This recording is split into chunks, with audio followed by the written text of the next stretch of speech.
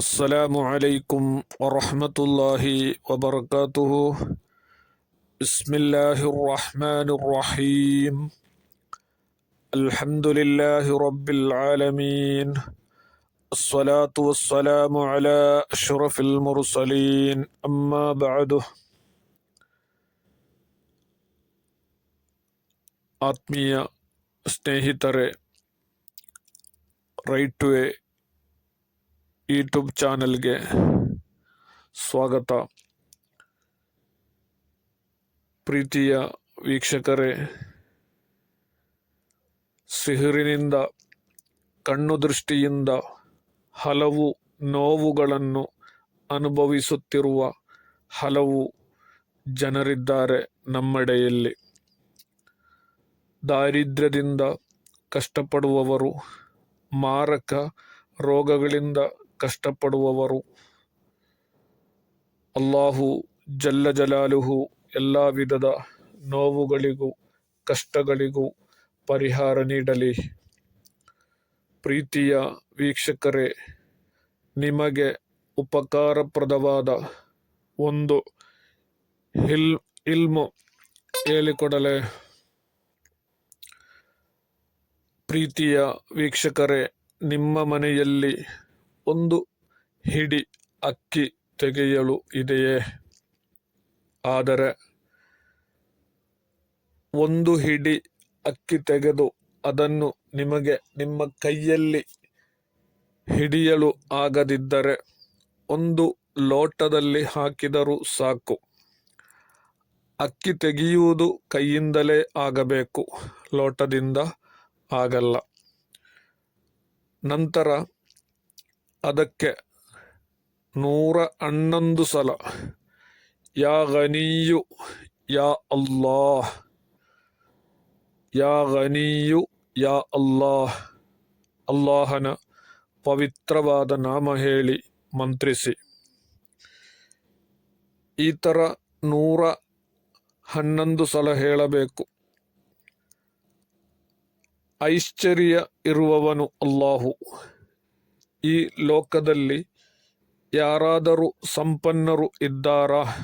ಯಾರೂ ಇಲ್ಲ. ಅಲ್ಲಾಹು ಮಾತ್ರ ಸಂಪನ್ನನು. ಬಾಕಿ ಇರುವವರು ಅಲ್ಲಾಹು ಕೊಟ್ಟಿರುವುದರಿಂದ ಜೀವನ ನಡೆಸುತ್ತಿದ್ದಾರೆ. ಅದರಿಂದಲೇ ಹೇಳೋದು, ನಾವು ಯಾವತ್ತೂ ಕೂಡ ಅಹಂಕಾರಿಗಳು ಆಗಬಾರದು ಎಂದು. ನಾವು ಈ ಭೂಮಿಯಲ್ಲಿ ಏನೂ ಮಾಡಿಲ್ಲ. ಸ್ವಲ್ಪ ಜನರು ಹೇಳುತ್ತಾರೆ, ಇದೆಲ್ಲ ನಮ್ಮ ಪೂರ್ವಿಕರು ಮಾಡಿಟ್ಟದ್ದು ಅಥವಾ ನಾವು ಕಷ್ಟಪಟ್ಟು ಮಾಡಿದ್ದು.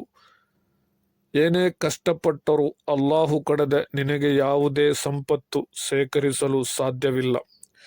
ನೀನು ಕಷ್ಟಪಟ್ಟಿರಬಹುದು, ಕೊಟ್ಟದ್ದು ಅಲ್ಲಾಹು ತಾನೇ.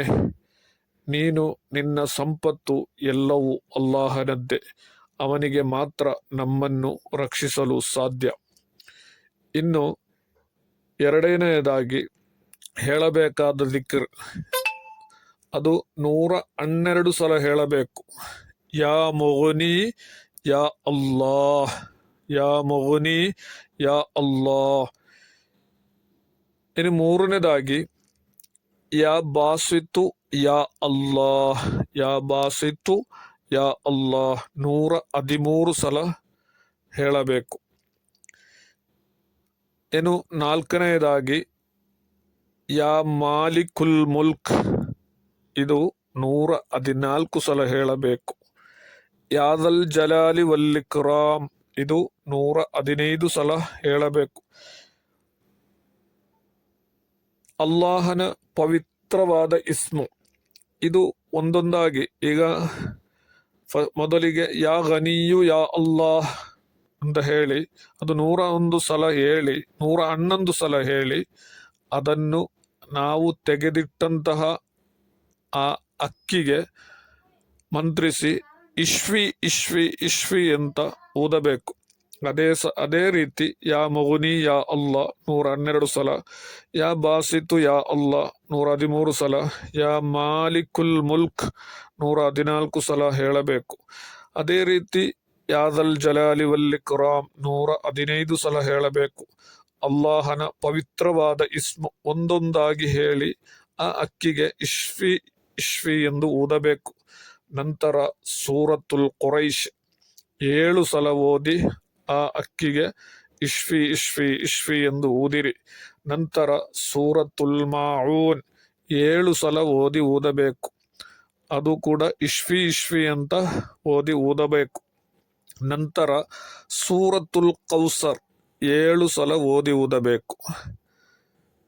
ಸೂರತುಲ್ ಕೌಸರ್ 7 ಸಲ ಓದಿ ಊದಬೇಕು. ನಂತರ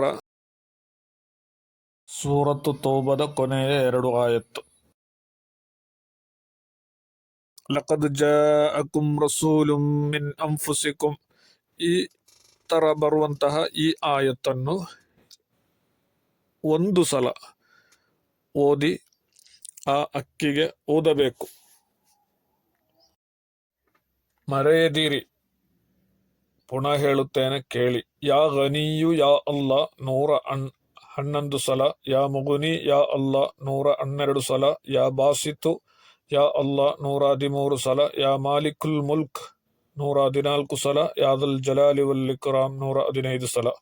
ಸೂರತುಲ್ ಕುರೈಶ್ 7 ಸಲ, ಸೂರತುಲ್ ಮಾಊನ್ 7 ಸಲ, ಸೂರತುಲ್ ಕೌಸರ್ 7 ಸಲ, ಕಡೆಗೆ ಸೂರತ್ತು ತೌಬದ ಲಾಸ್ಟಿನ 2 ಆಯತ್ತನ್ನು ಓದಿ ಇಶ್ಫಿ ಇಶ್ಫಿ ಎಂದು ಓದಬೇಕು. ಎಲ್ಲ ಸೂರತ್ತು ತಸ್ಬೀಹ್ ಓದಿದ ನಂತರ ಇಶ್ಫಿ ಎಂದು ಊದಬೇಕು. ನಂತರ ಆ ಅಕ್ಕಿಯನ್ನು ಮನೆಯಲ್ಲಿರುವ ಅಕ್ಕಿಯೊಂದಿಗೆ ಮಿಕ್ಸ್ ಮಾಡಿ ಇನ್ಶಾ ಅಲ್ಲಾಹು ನಮ್ಮ ಎಲ್ಲ ಸಮಸ್ಯೆಗಳಿಗೆ ಪರಿಹಾರ ನೀಡುವನು, ನಮ್ಮ ರೋಗಗಳಿಗೆ ಶಮನ ನೀಡುವನು, ನಮಗೆ ಹೇರಳ ಸಂಪತ್ತು ನೀಡುವನು, ಸಾಲದಿಂದ ಮುಕ್ತಿ ನೀಡುವನು, ಶತ್ರುಗಳಿಂದ ರಕ್ಷಣೆ ನೀಡುವನು ಎಂದು ಪೂರ್ವಿಕರಾದ ಮಹಾತ್ಮರು ಹೇಳಿದ್ದಾರೆ. ಇನ್ಶಾ ಅಲ್ಲಾಹ್ ನೀವು ಒಮ್ಮೆ ಪ್ರಯತ್ನಿಸಿ ನೋಡಿ. ಹಲವರು ಪ್ರಯತ್ನಿಸಿ ನೋಡಿ ಪರಿಹಾರ ಲಭಿಸಿದವರು ಇದ್ದಾರೆ. ಅಲ್ಲಾಹು ಖಂಡಿತವಾಗಿ ಪರಿಹಾರ ನೀಡುವನು. ಮೊದಲಿಗೆ ನಿಯತ್ತಿನೊಂದಿಗೆ ಮಾಡಿ. ನಮಾಜ್ ಕಡ್ಡಾಯ. ನಮಾಜ್ ಮಾಡದೆ ಪ್ರಯೋಜನ ಇಲ್ಲ. ನಮಾಜ್ ಮಾಡಿ, ಈ ಅಮಲ್ ಮಾಡಿ, ಅಲ್ಲಾಹುನೊಂದಿಗೆ ದುವಾ ಮಾಡಿ. ಅಲ್ಲಾಹು ಈ ಒಂದು ಅಮಲ್ ಮಾಡಲು ನಮಗೆ ತೌಫೀಕ್ ನೀಡಲಿ. ಆಮೀನ್. ಅಸ್ಸಲಾಮು ಅಲೈಕುಂ ವರಹ್ಮತುಲ್ಲಾಹಿ ವಬರಕಾತುಹು.